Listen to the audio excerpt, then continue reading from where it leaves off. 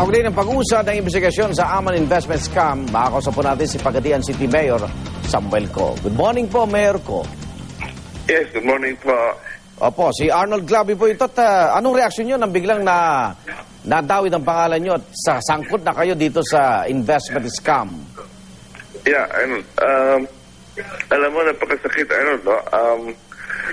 Una, alam na po kasi ng DOJ tsaka ng NBI.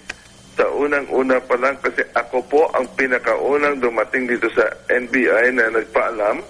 3 days ako dito. Pilit ko makahingi ng all departure order.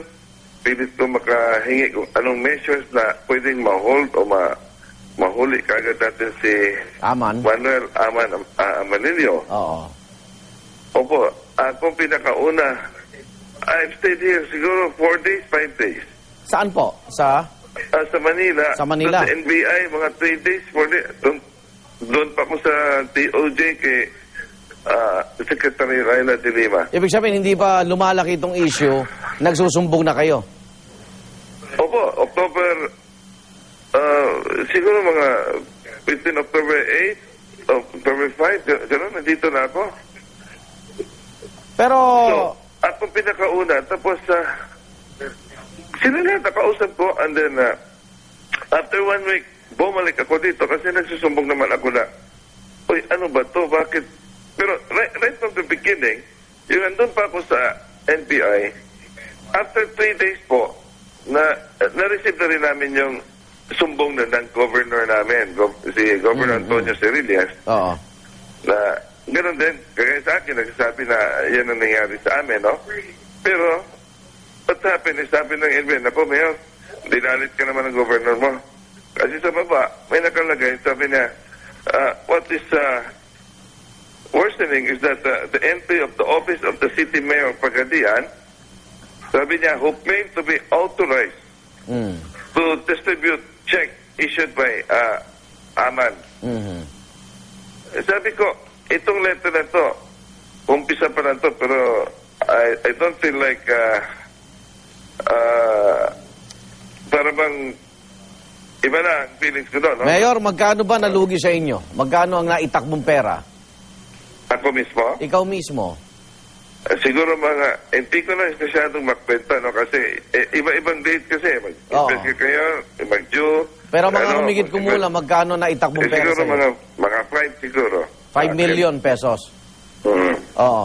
Ano bang partido nyo, Mayor? Ako po, Liberal Party.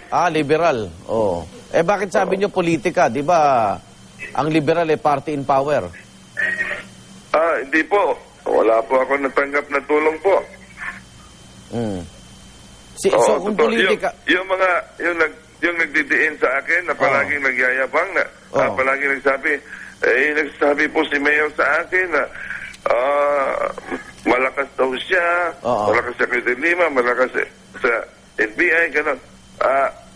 Lahat po, fabricated lang yun para just to discredit me. Sino po yun? Sa national. Sino po yun? Yung sinatapayan. Ganon. Yung mga nag-ano dyan, nagdiin sa akin. Okay. Yung may Muslim dyan ng ganon din ang sinasabi. Nagyayabang. Bakit ganon? Ba't ako magyayabang? Pero nung pumasok po yung investment company na yan sa City Hall, hindi ba kayo nanguna na himukin yung mga empleyado dyan? Teka, ano po yun? Ganito po kasi, di ba, kahit pa paano nagre-recruit na sila ng investor.